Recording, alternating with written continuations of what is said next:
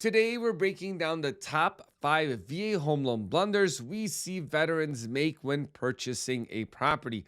So, the number one thing that we see is people either choosing a house that is too expensive or too big, or on the flip side, purchasing a property that's too small. You really need to assess what your needs are at that time and what the future has in store for you, plus understanding what type of property actually sells the best in that area. So let's say if you're looking, like some areas offer studio condos, does it make sense to purchase a studio condo today because of its resale might be a little bit more difficult, or do you go for a 2 bedroom or 3 bedroom 2 bath because it's easier to sell that property? That's number one. Number two, when it comes to that, what people fail to realize as well is that the bigger the house is, the more the utility cost of a property is. Plus, the maintenance upkeep of that property also grows significantly, right? From anywhere from you need to pay more for heating and air conditioning or water, electricity and gas, versus also having to maybe buy additional lawn care equipment just because you may need a rider because the land is much bigger, and you're going to have to dedicate also more time to maintaining the property. And if you need to fix things like a roof, bigger properties, it's going to be a lot more expensive to do that. So those are things you need to keep in mind when purchasing a home. Along with the flip side is, what if a property is going to be too small and you then need to move? A lot of people that have locked in properties with low interest rates, the challenge that they're facing is that if they move today, it's going to be more expensive to downsize because of where rates are.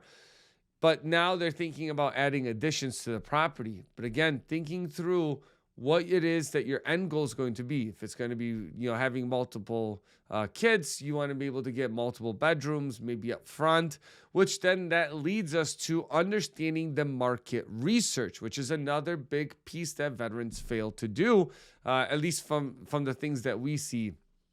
And then that's where regrets come from. So and also to that, if you're PCS-ing across the country, you may not know that market, but that's why you really have to dive in and research it. But even knowing local markets can be difficult. Like, for example, myself, I moved a couple neighborhoods over and I did not realize all the amenities that come with the neighborhood for the area and all the different programs they have within the school districts, like, which ended up being extremely important. But again, that's something that I didn't even realize going through that process. But this is why doing the research ahead of time, understanding where the school districts are, and there's plenty of tools that are out there. No matter if you're doing the research yourself or working with a realtor, then you really have to kind of like dive into what's important for you and checking the area out. But for some veterans, they're not able to check those areas out, especially if you're PCSing across the country and you just don't have the time because you have to spend money out of pocket. And then we also have just veterans that are looking to transition across the country, no matter if it's because they have, 100% this permanent and total disability rating and they have flexibility to live anywhere, which again, too many options also is going to be a downside because it makes it a lot harder to kind of narrow that part in. Also understanding drive time of location. So if you need to get somewhere, let's say because you're stationed somewhere or your work is at a certain point, you should be checking what the traffic looks like in the morning for your start time and also your departing time, which you can do easily on a lot of search engines. They'll actually allow you to pick different start times that you're leaving to see what the traffic pattern looks like. Again, giving you an overall good idea of how much time you're going to be stuck in traffic. Another one that I see a lot of now, this is thanks to a lot of viewers that are out there that schedule calls with us to be able to go through their financial situation or are currently under contract on a property and they're running into issues. And there's a lot of experts that are out there. So the one thing I'll tell you is having the right agent lender team that really specializes in VA home loans. And I'm not talking about people that do VA home loans or agents that work with veterans. you really need to be a subject matter expert, right? That's what we do on the channel. We really break down how the VA home loan works, the ins and outs. When is it the right time? When is it not the right time? Because the more information you have, the better you're equipped to make the right decision. But when I talk to a lot of veterans, they feel like they get pushed into different things, right? Lenders are very aggressive. Agents are very aggressive with trying to get them into purchasing a home. Our philosophy is a little bit different. It's your money. We'll do what you want to do. We serve at the pleasure because it is a big decision to purchase a property. Now, for some people, right, they do need a little bit more encouragement to be able to get into it, but it should just be more encouragement and more information so you make that decision. The process of making offers on a VA home loan, I feel, are a little bit different. And this is my personal experience when it comes to this. Because even when I purchased the property, and again, I do this day in, day out, I had pushback from the buyer or listing agent about getting a VA home loan, which I think, again, it's mind-blowing even in today's time, because the VA loan has a lot of stigma around it. Veterans face challenges because of that when they make offers in competitive markets, because maybe they're not putting any money down, which again is a huge benefit of the VA home loan program, which you can take advantage of, especially if you have a 10% or greater VA disability rating.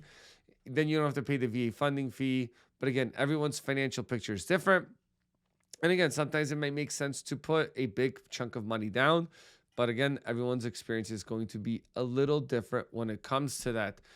Another piece that I want to touch on as well is going to be understanding your VA disability compensation and how it affects your property taxes, because people don't do the necessary research and then they end up not getting the exemption when they thought they did. Now, I did a whole video on it, both how to use VA disability to qualify for a property, and I also did a video on how to research that. But make sure that you call. Like recently, we had a veteran that said, hey, I don't have to pay property taxes at all.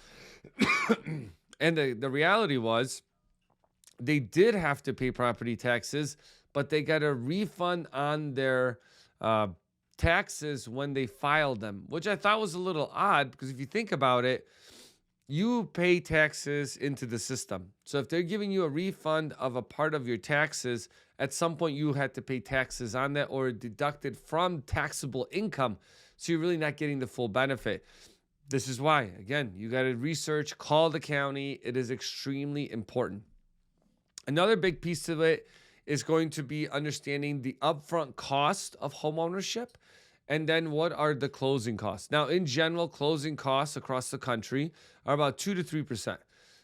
You work with bigger banks that charge origination and discount points, you're talking 5-6%, which I see a lot of veterans do. Again, we did a whole video on that, how veterans overpaid about $155 billion, in my eyes, in junk fees, which they didn't have to pay. So if you guys are looking to give out money, let me know. But when it comes to the upfront costs, typically what you're going to have is going to have the appraisal fee that you have to pay for upfront. And that ranges based on where you're at. And if you pay too much, don't worry, you're going to get a refund of it. If you pay too little, they're going to charge you that additional money at closing, because the appraisal is a third party. Lender orders the appraisal from the VA. VA has an independent contractor has been certified by the VA to do the appraisals, to do the appraisal. So just kind of keep that in mind. Another thing is the home inspection. Now, a home inspection is not required to use on a VA home loan, but it is highly recommended. I highly recommend it. I did one on my place, and I also encourage you, especially if it's your first property, make sure that you go to that inspection. There's a lot of things that are going to be wrong with the property. They're going to send you like a 30 to 40 page report telling you everything that's wrong. But when you're there, they'll break it down for you, and you can ask a lot of questions, especially if you haven't owned a home before, or even if you own a property. It's just good to know. What if there's maybe foundation issues, but that's something that's really easy to fix? The report's going to make it seem very dramatic, but the reality might be that it might only cost a couple $100s to fix. And in a competitive market, you really need to understand where you sit within that space, so you're not left in the dust and you could have been a homeowner. So hopefully you guys got some good value out of the video. Make sure you guys hit the like and subscribe button, and I'll catch you guys soon.